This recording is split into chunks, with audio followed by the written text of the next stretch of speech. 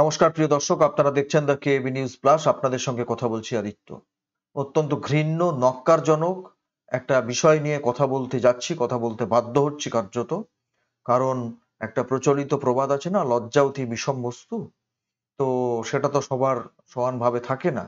সুতরাং যখনই কোনো রকমের অন্যায়, কোনো রকমের কটু কথা, অপশব্দ, মহিলাদের অপমান, মায়েদের অপমান ইত্যাদির প্রসঙ্গ আসে, তখন আমরা চুপ থাকতে পারি না, তখন আমাদের কথা বলতে হয়। কিসের ছবি দেখাচ্ছি আপনারা বুঝতে পারছেন। গতকাল এবিপি আনন্দর সেটে যে যুক্তিতর্কের অনুষ্ঠান চলছিল, সেই অনুষ্ঠানে উপস্থিত ছিলেন তৃণমূল কংগ্রেসের মুখপাত্র কুণাল ঘোষ, ছিলেন অন্যান্য সমস্ত বক্তা, বিজেপির পক্ষ থেকে ছিলেন অগ্নিমিত্রা পাল, আর সবাই ছিল। আপনারা কালকে অনুষ্ঠানটা দেখেছেন। কিন্তু প্রশ্ন হচ্ছে, সেখানে উপস্থিত ছিলেন ওই সন্দেশখালী নির্যাতিতা চারজন মা বা বোন, এবং তারা যথারীতি মুখ ঢেকে তারা এসেছিলেন এবং তারা তাদের বক্তব্য রেখেছেন। তারা কি বলেছে আপনারা প্রত্যেকে শুনেছেন। কিন্তু সেই বিষয়টা নিয়ে যখন বক্তব্য রাখতে যান, সেই বিষয়টা নিয়ে যখন নিজের নির্দিষ্ট করার সময় বক্তব্য রাখতে যান কুণাল ঘোষ, তখন তিনি কি বলেছেন জানেন? এক কথায় যদি বলা হয়, তাহলে প্রথম তো তিনি বলেছেন যে এগুলোকে সব সাজিয়ে আনা হয়েছে, যারা মুখ্যমন্ত্রী বলেছিলেন বহিরাগত, আর উনি সরাসরি বলে দিলেন যে এদের সব সাজিয়ে আনা হয়েছে, 1 নম্বর। আর 2 নম্বর, ওই নির্দিষ্ট করে যে 4-3 জন যারা ওখানে উপস্থিত ছিলেন, মাথা ঢেকে মুখ ঢেকে যারা বসেছিলেন, তাদের বলছে আপনারা বলুন, আপনারা একদম নির্দিষ্ট করে আপনারা বলুন, আপনারা বলুন, আপনাদেরকে ডেকে পাঠানো হয়েছিল, আপনাদের পিঠে বানাবার জন্য ডেকেছিল, আপনাদের ধর্ষণ করা হয়েছে। তখন বারবার বাধা আসতে থাকে যে না, ওনারা কিছুতেই মুখ দেখাতে পারবেন না, ওনাদের মুখ দেখানোর ক্ষেত্রে আইনি বাধা রয়েছে, সুপ্রিম কোর্টের রায় রয়েছে। তখন তিনি বলেন যে হাত তুলে বলতে হবে যে আমাকে ধর্ষণ করা হয়েছে। এই বাস্তব বোধ বুদ্ধি থাকলে কোনো মানুষ এরকম কথা বলতে পারেন? উনি একজন সাংবাদিক ছিলেন, এটা ভাবতেই লজ্জা লাগছে।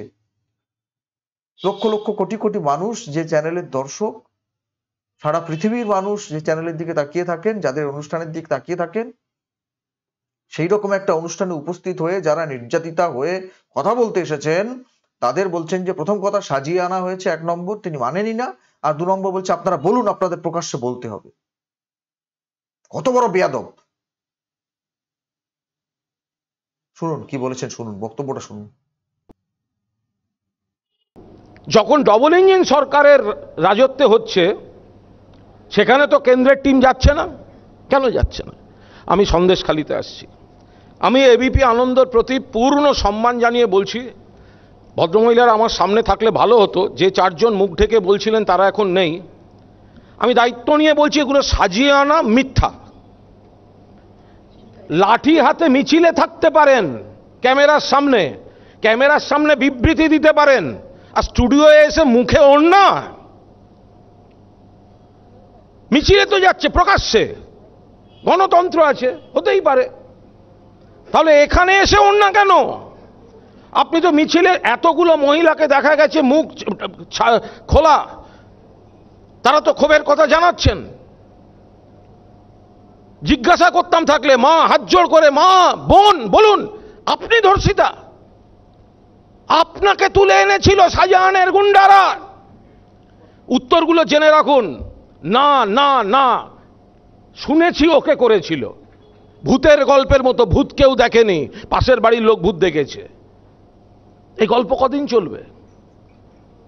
আমাদের দলের যে রিপোর্ট, সে বিষয়ে আমি সমক্ষেভাবে আমি বলতে পারি না। কিছু অভিযোগ আছে, মূলত জমি বিবাদ কেন্দ্রিক, যেগুলো সাধারণভাবে হয়ে থাকে, সর্বত্র হয়ে থাকে। 2-1 জন দাদাগিরি করে ফেললে সেই জায়গাটা যে অন্যায় হয়, জমি নেয়া, এর এই কাজ করিয়ে টাকা দেয়নি, সরকারের বিরুদ্ধে কোনো অভিযোগ ছিল না।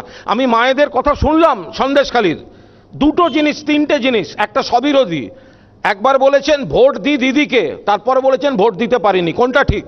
এইখানে বসে হয়েছে, আজকে হয়েছে, আর্কাইভ থেকে দেখান। একবার বলেছেন দিদিকে ভোট দি, দ্বিতীয়বার বলেছেন ভোট দিতে পারিনি। কোনটা সত্যি? 2, বলেছেন জব কার্ডের টাকা পাচ্ছি না, তার মানে 100 দিনের টাকা পাচ্ছে না, মানে কেন্দ্র দিচ্ছে না। তৃণমূল এটা বারবার বলছে, দারিদ্র্যের অন্যতম কারণ। এবং লক্ষ্মীর ভাণ্ডার পাচ্ছি, অর্থাৎ রাজ্য সরকারের স্কিমগুলো হচ্ছে। অগ্নিমিত্রা পাল প্রচুর নাটক করে প্রচুর রগরগে ভঙ্গিতে বললেন, একটা আজকে সারাদিন তো ওরা বহু নাটক করেছেন, তাহলে তাদেরকে একজন নির্যাতিতার প্রত্যক্ষ আমি করেছি, আমি ভুক্তভোগী, সেটা তো সারাদিনে একটা টুরেও সামনে আসতে পারেনি। মায়েরা এসছেন, আপনি নির্যাতিতা হয়েছেন মা, এরকম কেউ বলতে পারবেন? আপনার এলাকায় যদি কোনো খারাপ ঘটনা ঘটে থাকে, আমাদের দলের কেউ যুক্ত থাকে, হাত জোড় করে মাথা নিচু করে ক্ষমা চেয়ে নিচ্ছি। এটা সমাজ, কোথাও বিচ্যুতি হলে সেগুলো সংশোধনের দায়িত্ব আমাদের। কিন্তু মায়েরা, আপনি বলুন, আপনার সঙ্গে হয়েছে, আপনি ভুক্তভোগী, আমি পায়ে ধরে ক্ষমা চেয়ে নেব, আপনি বলুন আপনি ভুক্তভোগী, আপনাকে তুলে নিয়ে গেছিল পিঠে বানাতে, আপনার গায়ে হাত দিয়েছে। আমি উত্তর পাচ্ছি না। উত্তর পাবে, তোমার শেষ হয়ে গেলে ওনাদের কাছে তোমার প্রশ্নগুলো নিয়েই যাব। আমার বক্তব্য, যদি নির্দিষ্ট অভিযোগ থাকে, এতগুলো কথা বলেছেন অগ্নিমিত্রা পাল, এসপি জানতেন না, এমপি জানতেন না, অমুক জানতেন না, মুখ্যমন্ত্রী জানতেন না। আরে অগ্নিমিত্রা পাল, আপনার নেতা বিকাশ সিংকে কেন জানাননি? সিপিএম এর প্রাক্তন বিধায়ক নিরাপদ সর্দার, যদি তর্কের খাতিরেও ধরি, মাসের পর মাস, রাতের পর রাত অত্যাচার হয়েছে, এতদিন সিপিএম এর নিরাপদ সর্দার বলেননি কেন? কেন আপনাদের বিজেপির বিকাশ সিং সামনে বলেননি? কোন মহিলা হয়তো ভয় বলতে পারছেন না, কোন মহিলা হয়তো ভয়, চক্ষু লজ্জায় বলতে পারছেন না, কিন্তু সিপিএম আর বিজেপির যে নেতারা ওই পাড়ায় থাকেন, তারা কেন বলেননি? তারা আতঙ্কের পরিবেশ যদি সৃষ্টি হয়ে থাকে, এতদিন পরে সেটা তারা বলছেন কেন? মহিলাদের ভয় থাকতে পারে, সিপিএম বিজেপির কিসের ভয়? আমরা ওই জায়গাটায় সাংগঠনিকভাবে দুর্বল, তার মধ্যেও যারা যারা অভব্যতা করেছে, খারাপ ব্যবহার করেছে, টাকা দেয়নি, জমি দখল, একটা জানো সুমন, গতকাল যে ক্যাম্পটা হয়েছে তাতে কিছু অভিযোগ জমা পড়েছে, আমি তোমায় ডিটেলটা দিয়ে দেবো, আপনারা জেনে রাখুন। গতকাল যে অভিযোগ জমা পড়েছে তার মধ্যে 56টা বাম জমানার অভিযোগ। পাট্টাটা দিয়েছে, রেজিস্ট্রি করে দেয়নি, লোকে এসছেন অভিযোগ জানাতে, আমার রেজিস্ট্রি হয়নি। সিপিএম ভোটের মুখে পাট্টাটা দিয়ে গেছে, তাদের দিয়ে মিছিল করিয়েছে, মিটিং করিয়েছে, রেজিস্ট্রি করেনি। আজকে যেটা দেখলে মনে হচ্ছে এতগুলো অভিযোগ এসছে, তার মধ্যে 56টা গতকাল বাম জমানার অভিযোগ, রেজিস্ট্রি হয়নি। রেজিস্ট্রি করতে এসছেন মানুষ, এখন তৃণমূলকে সেই রেজিস্ট্রিটা করতে হবে, সেটা না হয় করা যাবে। আমি আবার বলছি, একটা পক্ষপাত দুষ্ট পরিবেশ তৈরি হচ্ছে। যদি কোথাও ভুল থাকে, অন্যায় থাকে, সমালোচনা হবে, ভুল সংশোধনও করতে হবে, কিন্তু এই ভয়ঙ্কর ছবিটা বাংলা সম্পর্কে তুলে ধরা, যে রাতের পর রাত নিয়ে যাওয়া হতো, রাতের পর রাত ঘুমোতে পারি না, কয়েকজনকে সাজিয়ে দেওয়া হবে, তারা বলবেন, হতে পারে না। আমি মায়েদের বোনেদের পরিষ্কার অনুরোধ করব, আমার প্রশ্নের উত্তর যদি দিতে হয়, পরিচয় দিয়ে মুখের ঢাকনা খুলে উত্তর দেবেন, ঢাকনাওয়ালা মুখের কোনো উত্তর বৈধ নয়। দায়িত্ব নিশ্চয়ই নেবেন।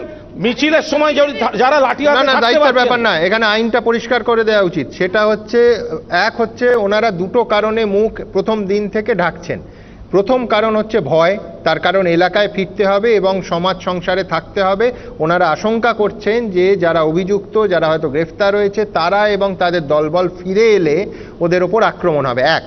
দুই হচ্ছে, এদের মধ্যে একটা অংশ, কুণালদা তুমি আইনটা নিশ্চয়ই জানবে, যৌন নিগ্রহের অভিযোগ, তাদের মুখ তুমি চ্যালেঞ্জ করলেও তারা খুলতে পারবেন না, তুমি চ্যালেঞ্জ করলেও আমি অন ক্যামেরা দেখাতে পারবো না, সেটা সুপ্রিম কোর্টের রায় অনুযায়ী সম্পূর্ণ বেআইনি। আমি এই আইন সম্পর্কে সম্পূর্ণভাবে অবগত, কিন্তু ওনাদের হাত তুলে বলতে হবে আমি তাদের মধ্যে একজন, আমাকে ধর্ষণ করা হয়েছে, তাদের হাত তুলে বলতে হবে যে আমাকে ধর্ষণ করা হয়েছে, আমি মেনে নেব। দুই রইল বাকি ভয়ের পয়েন্ট, এটা উড়িয়ে দিচ্ছি। যদি এই পয়েন্টটাকে কেউ অ্যালাউ করেন, তাহলে যে কোনো লোক যে কোনো কারণে যে কোনো কারুর বিরুদ্ধে যে কোনো অভিযোগ করবে ভয় বলে। মিছিল তোমরা দেখিয়েছো, এতজন মহিলা, অনেকে বাইট দিচ্ছেন, সামনে দাঁড়িয়ে আছেন, কই তারা তো ভয় পাচ্ছেন না, তাদের উপর তো কোনো হামলা হয়নি। তারা তো সমালোচনা করছেন।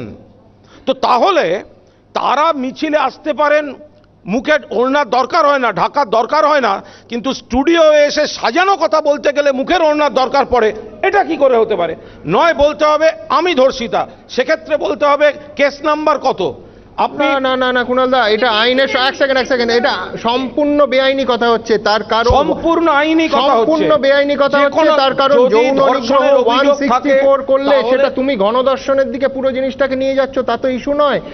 যৌন নিগ্রহ সমানভাবে তার মুখ এবং পরিচয় ঢাকার তার অধিকার আছে, এবং সেই অধিকারের জন্য ভারতীয় সংবিধান তাকে 164 ধারার অধিকার দিয়েছে যে শুধুমাত্র ম্যাজিস্ট্রেটের সামনে তিনি বলবেন। সম্পূর্ণভাবে আইন মেনেও বলছি। সেক্ষেত্রে ওনারা যে সত্য বলছেন তার যৌক্তিকতা, তার সত্য বলছেন তার প্রমাণটা কি? তো যে কেউ এসে বলবে। না ঠিকই তো, কিন্তু আমি বলছি যে কেউ এসে বলবে, যে কেউ মুখ ঢেকে এসে বলবে আমার সঙ্গে হয়েছে। না ফেয়ার এনাফ কুণাল দা, কিন্তু আমি বলছি নন্দীগ্রামের পরে স্বয়ং তৎকালীন বিরোধী নেত্রী মমতা বন্দ্যোপাধ্যায় যখন মধ্যিখান থেকে চিড়ে দেওয়ার কথা শিশুদের বলেছিলেন, একটা অঙ্গ কেটে নেওয়ার কথা বলেছিলেন, কোনো প্রমাণ তোমার হাতে ছিল? কোনো প্রমাণ তুমি চেয়েছিলে? তুমি বলো ইয়েস, আমি বলবো ফাইন, ফেয়ার এনাফ। আমি আগামীকাল নন্দীগ্রাম যাব, তুমি সঙ্গে লোক দাও। যে মহিলাদের বাড়িতে যে মহিলার উপর অত্যাচার হয়েছে সেই মহিলা বলবেন আমার উপর অত্যাচার হয়েছে। আমি মুখ ঢুকিয়ে কথা বলবো না, আমি শিশুকে কেটে হলদি নদীতে ফেলে দেওয়া হয়েছিল অন ক্যামেরা। আমার আর্কাইভ খুব স্ট্রং।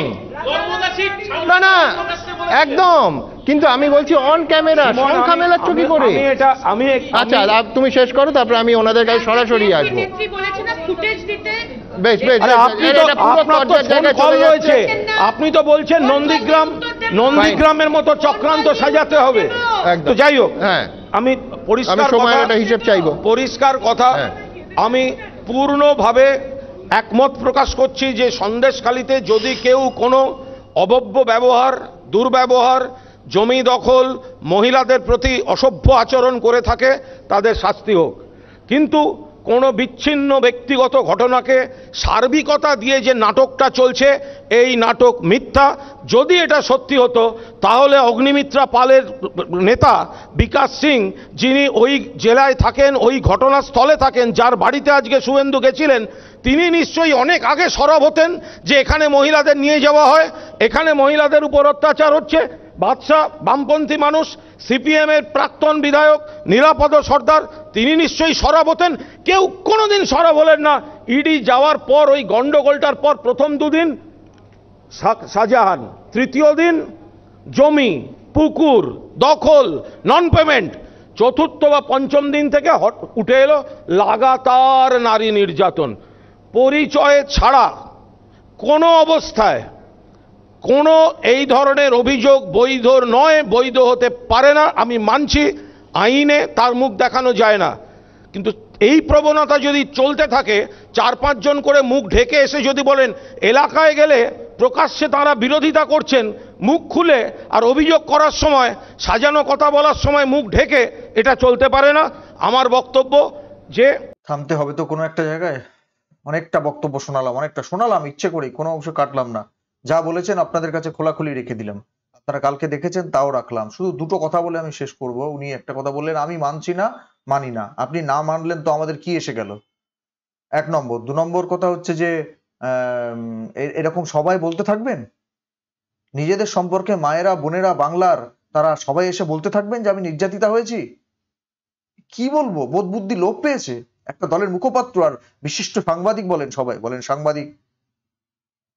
এমনি যখন সুমনদের সঙ্গে লেগে গেল তখন যাক কাটিয়ে দিলেন আর কি, সেটা নিয়ে কিছু উত্তর দেওয়ার ক্ষমতা নেই, সেটা নিয়ে চুপ করে গেলেন। কিন্তু প্রশ্নটা হচ্ছে যে উনি 2-3টে অত্যন্ত আপত্তিকর কথা বলেছেন। এক হচ্ছে হাত তুলে বলতে হবে যে আমাকে নির্যাতন করা হয়েছে। আর আমি আগেই বলেছি যে উনি বা ওনার পরিবারের সবাই, তাদের প্রতি ব্যক্তিগতভাবে আমার শ্রদ্ধা নিশ্চয়ই আছে, কিন্তু ওই যে উনি বললেন না, হাত জোর করে বলছি মা বোন আপনারা বলুন, হাত তুলে বলুন আপনার উপর অত্যাচার করা হয়েছে। কুণাল বাবু, না বলে পারছি না কথাটা। বাড়িতে গিয়ে আপনার বাড়িতে যারা রয়েছেন তাদের ওইভাবে হাত জোর করে জিজ্ঞেস করবেন তো, দেখি জিজ্ঞেস করতে পারেন কিনা। কত বড় অপমান করছেন মা বোনদের, তারা হাত জোর করে বলবেন? তারা হাত তুলে বলবেন বা মুখে ঢাকনা খুলে একদম প্রকাশ্যে এসে বলবেন? ছি ছি ছি ছি ছি, লজ্জায় মাথা নিচু হয়ে যায় না? ছি, আমাদের মুখে কালো কাপড় বেঁধে কথা বলা উচিত, কালো কাপড় বেঁধে। কি বলবেন আপনারা?